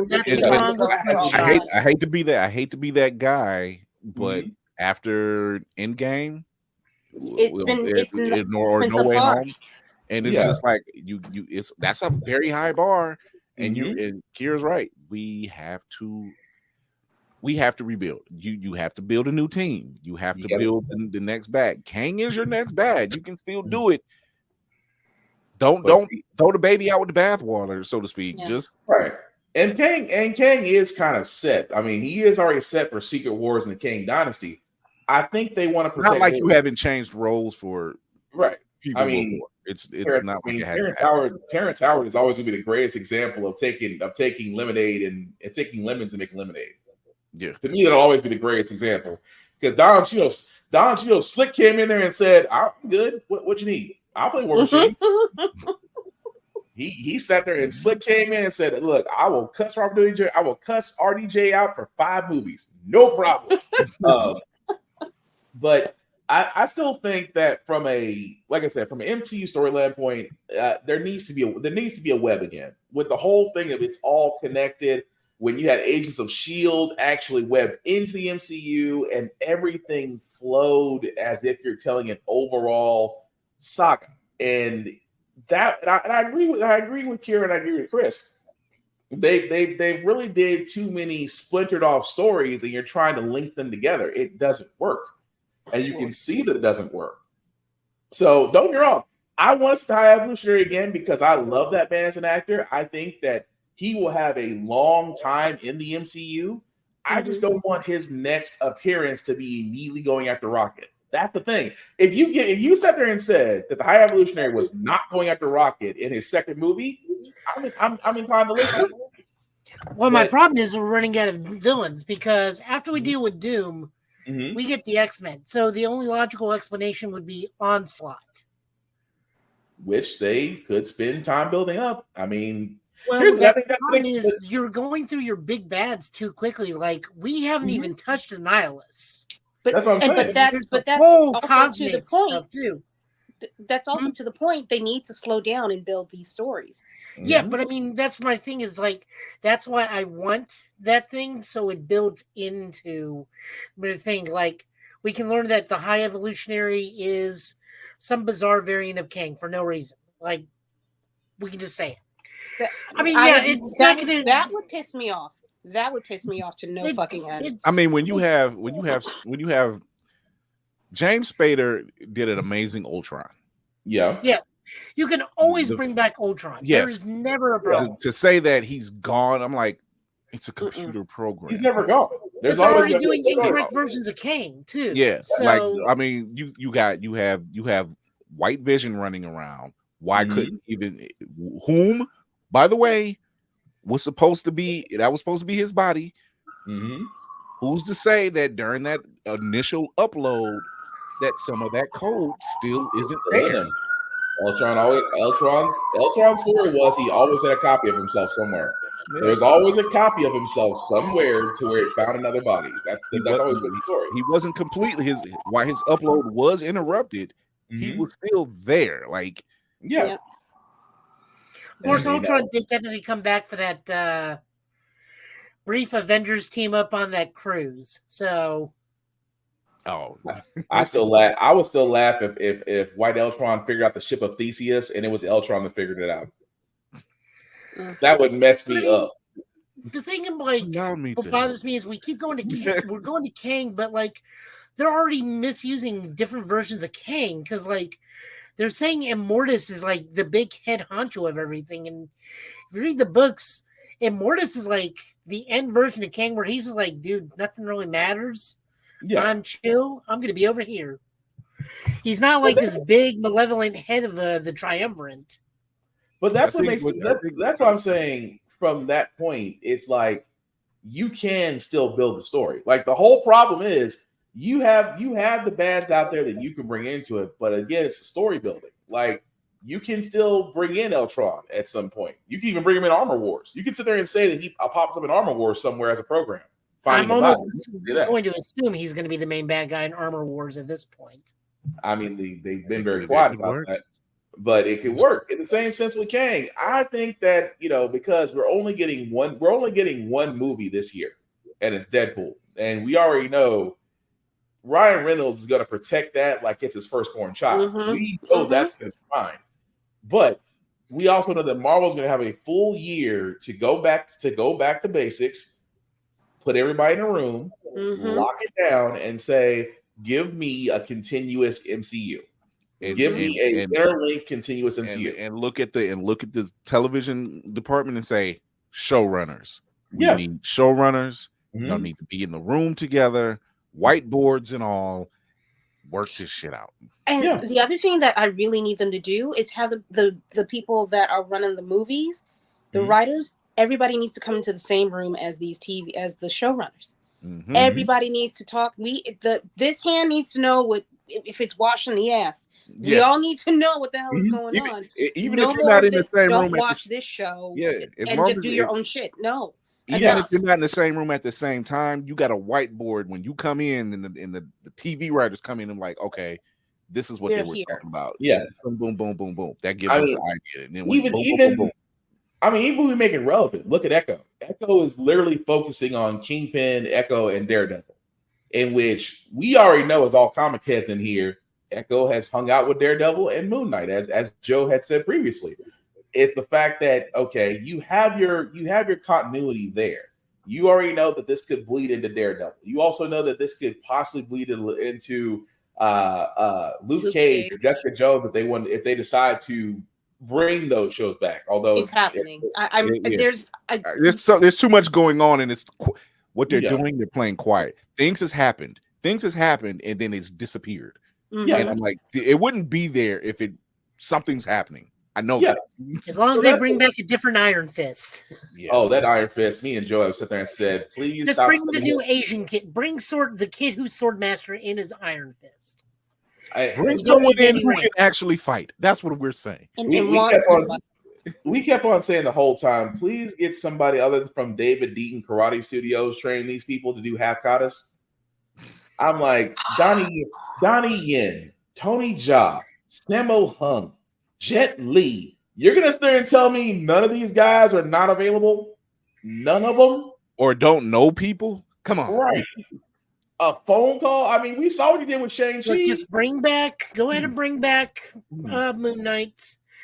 Bring back She-Hulk with a bit more of a more solidified run. even though the last 2 episodes were fantastic and most definitely a She-Hulk thing. I love the whole thing of She-Hulk. I love that her dad's Uncle Larry, but that's a whole thing for me. Or cousin Larry.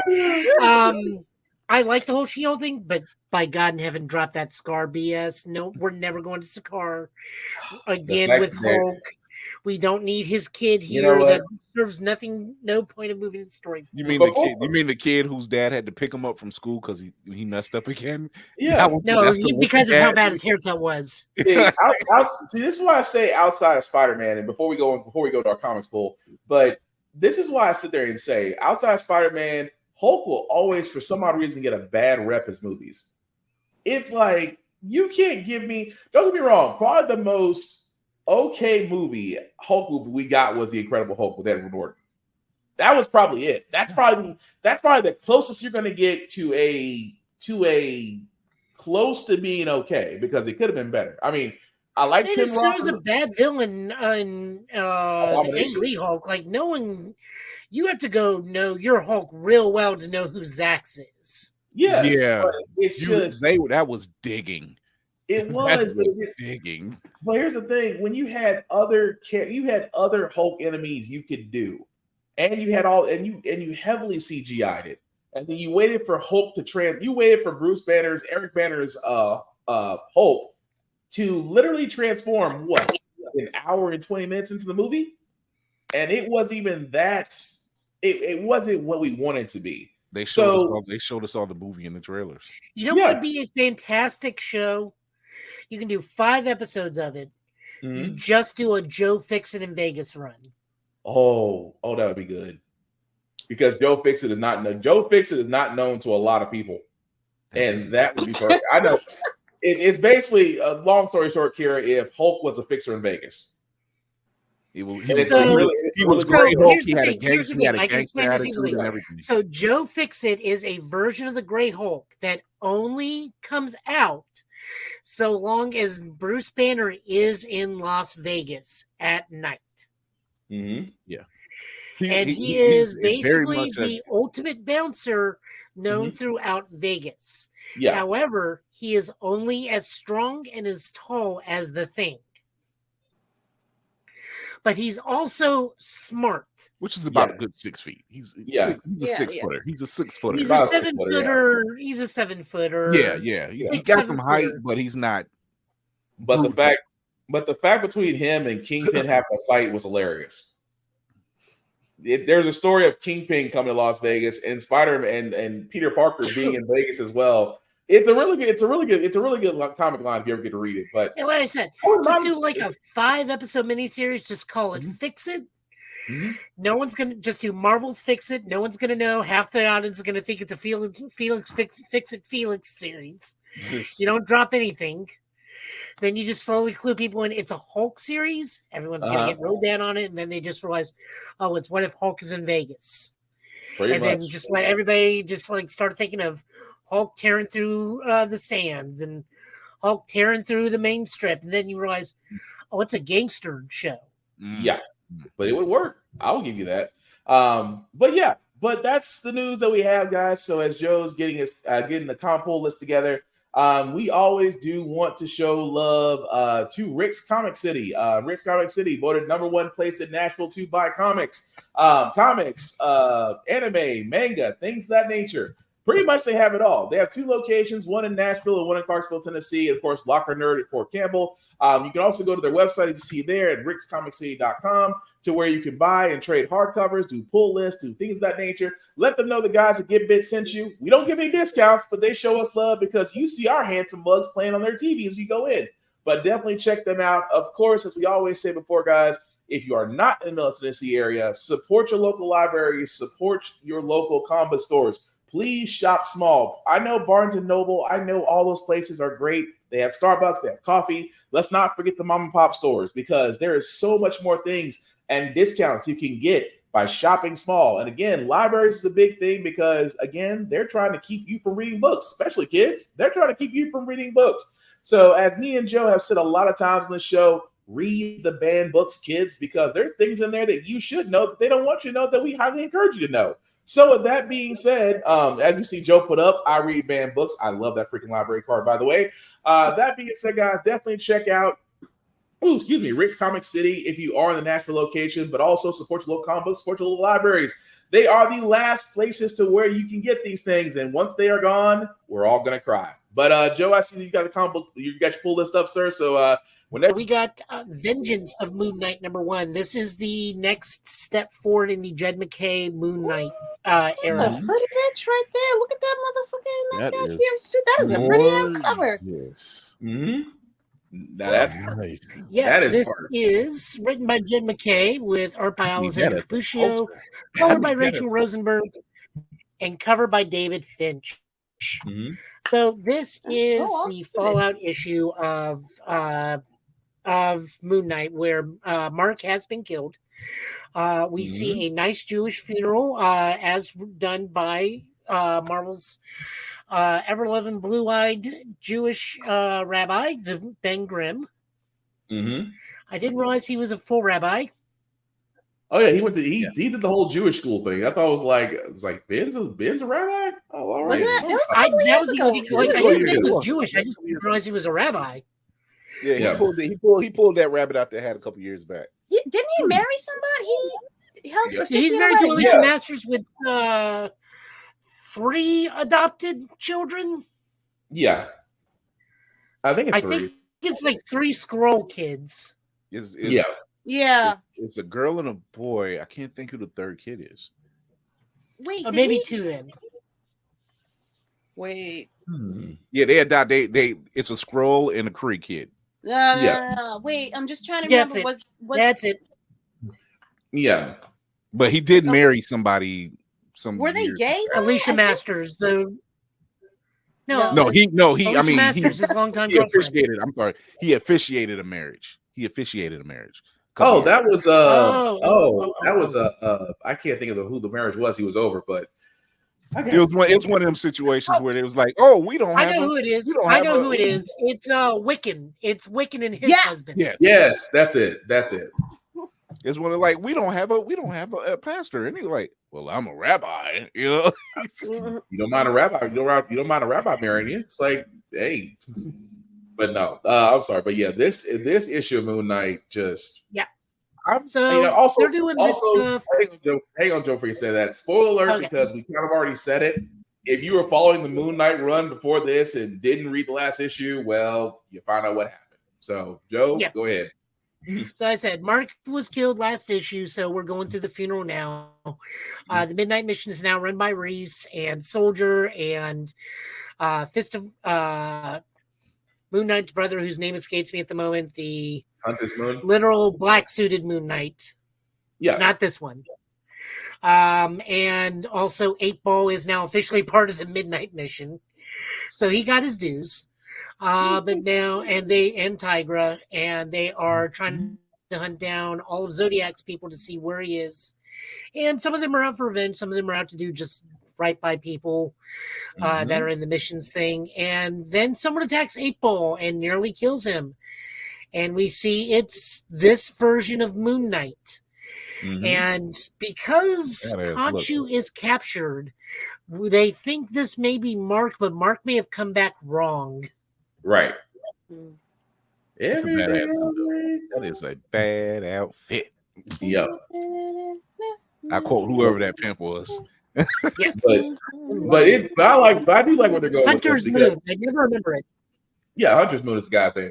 But I like the fact that where they're going with this, because yes, Khonshu is still indisposed, which means that is, where is Mark's mind in this? The whole time he kept on saying, he's like, it's like, who are you? He's like, what are you trying to? He's like, who? It's like, you're trying to do my job in my city. And that's all. I was like, is Mark not all the way done yet on the reincarnation thing, or we decided to bring him back at 50%? Either way, we're gonna find out. But this is also one I recommend too. If you did finish the current Moon Knight run, Vengeance of the Moon Knight, again, seems like it's gonna be a great one. I think it's the same writer and artist for this one, didn't it, Joe? For the previous one? Yes, the team carries over to this book. Yeah, okay. It's basically just chapter 2 for him. It's covers like this that just make me want this as a poster. I think it's because this like invokes a little bit of Spawn in the face. Yeah. Yeah. The smoky look, and it's just good art. Damn. Yeah. I'm not gonna lie. The more I look at it, the more I'm like, Todd McFarlane might want to be like, hey, you kind of close. Listen, let him mind his business, okay? Let this man Look, cook. he can't make up his mind if they're gonna get this movie off the ground or not. Exactly. Let's focus on one thing at a the time. cover is done by David Finch. Yeah. Okay, that explains it. But it's a beautiful cover, though. But yeah, I'm waiting to see what's going to happen next.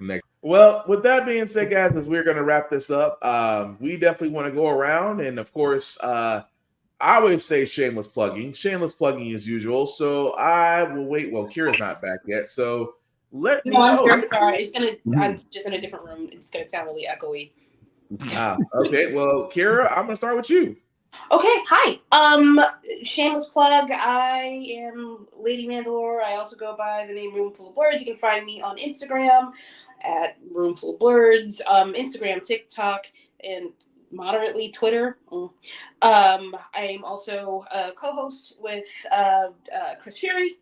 Got my immediate wherever he is. I also have a podcast that I do live on Sundays at 7 p.m. Eastern Standard Time. This weekend I will actually be starting my list for my comic book club. So if you'd like to join and see what we're reading, it's probably going to be more about the origin arcs for characters or just like major arcs in comic book series. I'd love to have you join. We can read along and discuss and learn together. Yay! As always, that's always fun. And I'll be a part of that.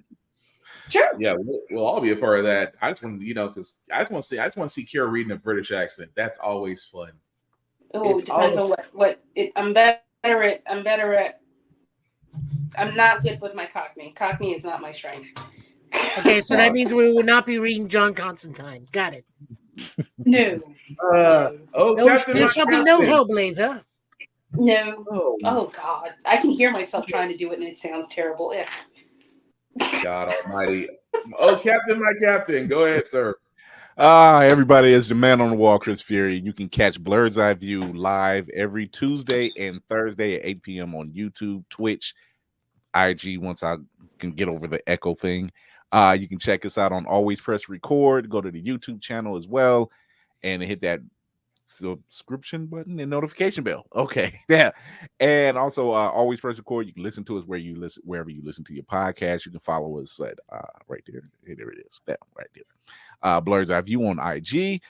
You can also listen to myself and Kira, which is my second in command, my Zoe Washburn to my Malcolm Reynolds, on Talk Story to Me. And on Midnight Comics audio dramas. So we are doing our thing, doing voices and having fun and talking to dope guests on Blur's Eye View and whoop-de-doo, all that great stuff. Oh, I love the humbleness of the director of voice acting for the next thing I'm going to be talking about very soon. As Safari with the shots, he says Kira was handling her neglected New Year's laundry. Damn.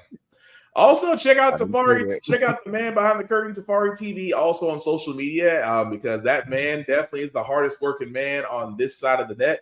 So definitely check him out, Safari TV, on all the socials. Joe, what do you want people to know what you're doing? Okay, I have to preface this first. I am playing that new Grandozer game. I did actually get it. I learned it very quickly and had to remind myself this is the 70s I'm dealing with. So, and the reason why I preface this is the first guy I come into, his name is General Blackie, Blaki. And of course, as soon as he's like, please don't be a black alien, please don't be a black alien. And of course, I'm like, and he is. And I'm like, you can't I have to put a filter through this because it's the 70s and unintentional Japanese racism. There's nothing I can do about it. Just look at I even tried getting out of this. Like, maybe this is like Dragon Ball Z abridged, where it's just pronounced Blackie. Mm-hmm. And then I forget. No, there's voice acting. General Blackie, sir. It's like, God damn it. Oh, it's like It just it's like John Big Booty. It's like, no, it's Big Booty. It's big Booty. It's French. Booty, not booty. It's poor. We love you. We by love the you, way, sir. We do love you. I'm sorry, go, Joe. All joking aside with that thing, and Oh, hey, Laura. still, no, Hey, seriously. Laura. Hey, Laura. All joking aside, no, it's still the 70s.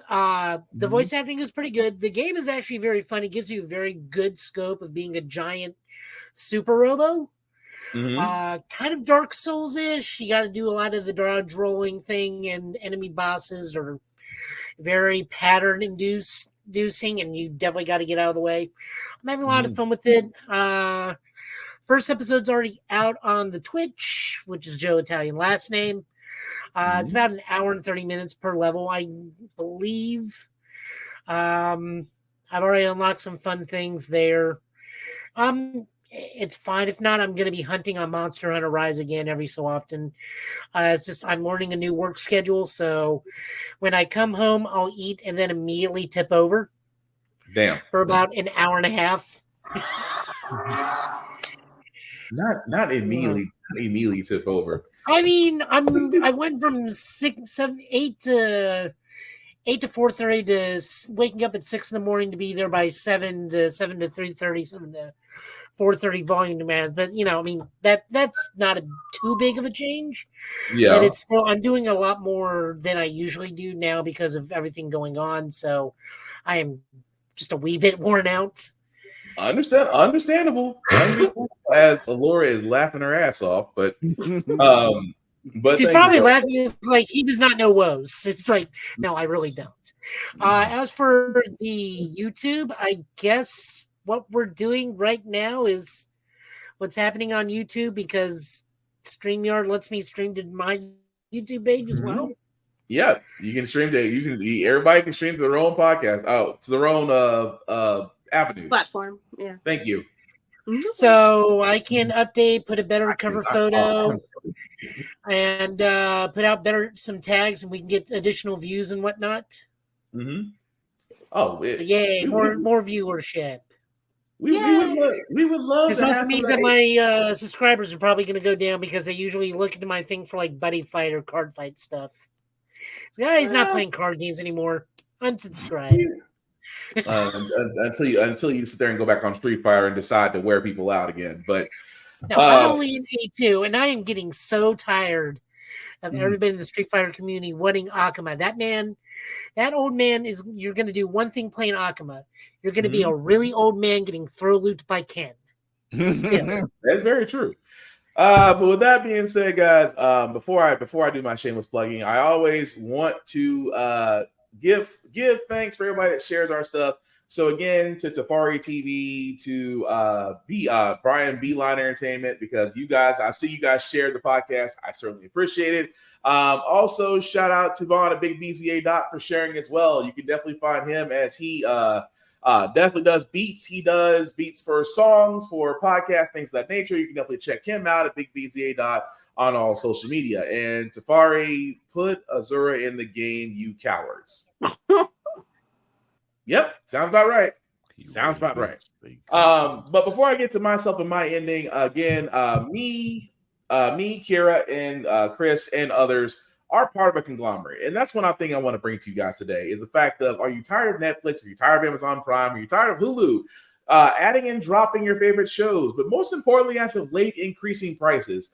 Because now you got to decide between groceries and your subscriptions. Well, there is a new media out there that we love to promote because we believe in it. We're behind it. At the same time, we want you to enjoy it as well. What am I talking about? I am talking about blurredstation.com.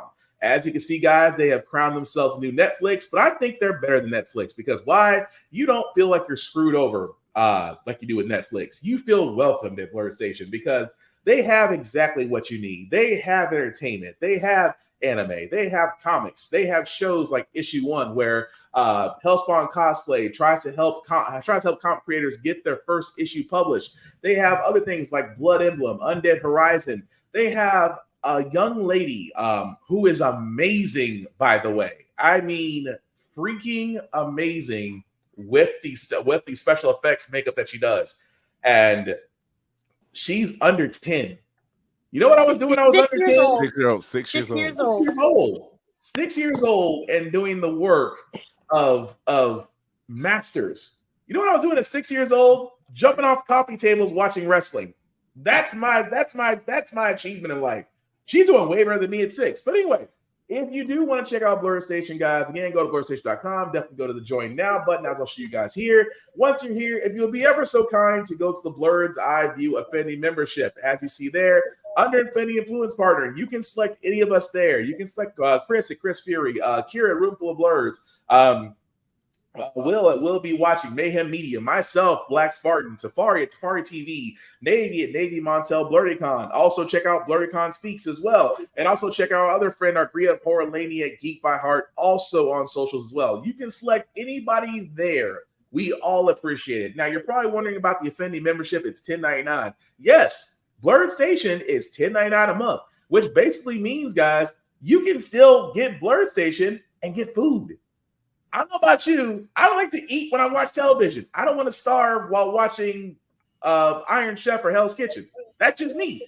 But at the same time, guys, you can definitely sign up for $10.99 a month. You're probably wondering about the Affinity membership. Again, with the Affinity membership, have you ever wondered if you could own a part of a conglomerate like Netflix or Amazon or Hulu? Do you really want to jump through all the unnecessary hell of going to a spot like E-Trade or Fidelity Investments or mutual funds and basically getting the money up to basically own one share of the company and still feel like you're screwed over? Well, it's different at Blurred Station, because for 36 months at paying $10.99 a month, you will have the ability to own a piece of Blurred Station. Now, I don't know about you, but paying $10.99 a month for 36 months seems a hell of a lot easier than trying to put up $10,000 to $12,000 of Apple stock for one share. That's just me. But definitely check out Blurred Station, because again, it is a movement. We are behind it. It's unified. It's great. It is for everyone of people of color and for those of the Blurred community, as Kira and Chris will say, because, well, Chris is the director of voice acting there, and Kira is, I'm gonna start calling her famous Kira since she pulled people. Yes, I'm gonna start calling you. I'm also going to be voicing possibly 2 characters on Robo Lobo. Go ahead.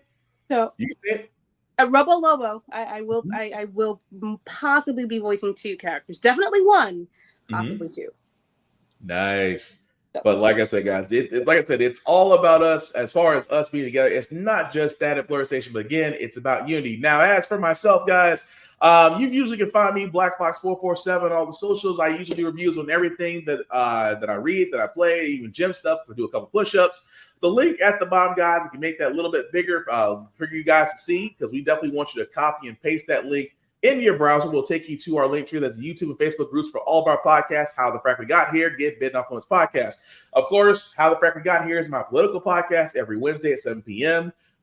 We usually cover it with replays on Saturday, which we do cover all the craziness that is the current news events in our world. And I, like I said, encourage you people to get involved. Get involved. Learn about what's going on, because you definitely, once you start learning about all the stuff that goes on, not just inside of Congress, but also out in your local cities, hopefully it'll get you involved. It'll make you active. That's what I hope. And of course, Get Bit, as you can see here with me and Joe and various guests, we do also go over the news of the week, and our replays will happen on Saturday as well. Also, guys, our shows can be found wherever podcasts can be seen. Google Podcasts, Apple. Once I give Joe what he needs for that, I keep forgetting. But every place else where podcasts can be seen or heard, you can definitely find us there. But that being said, who commented? I'm sorry. Oh, somebody said facts. Yes, facts. I'm not sorry, Laura. I was kind of talking, so I'm Tafari said to put on. Oh, Tafari said he had his own game. So Tafari said to put a Fury in the Street Fighter game. So I said he had his own Street Fighter tie-in in his own game. Let that man rest. He's doing his best. Tafari, you might just come on here and just go ahead and go into a rant, sir. That's what I'm gonna have you do, because bump your friend next door. He does beats, and that's some fire. I'm sorry. If you go listen to that on a daily basis, you can't do nothing but dance, but I digress. But that being said, guys, as we wrap it up, as again, the replays for How the Frecker Got Here and Get Bit will be tomorrow. Same Get Bit time, same Get Bit channel across the interwebs. And before we wrap it up, guys, anything that you want to say or interject before we call it a night? Don't have an unusual alliance to losers, and you'll be fine. Also, F the algorithm. I do not recommend eating.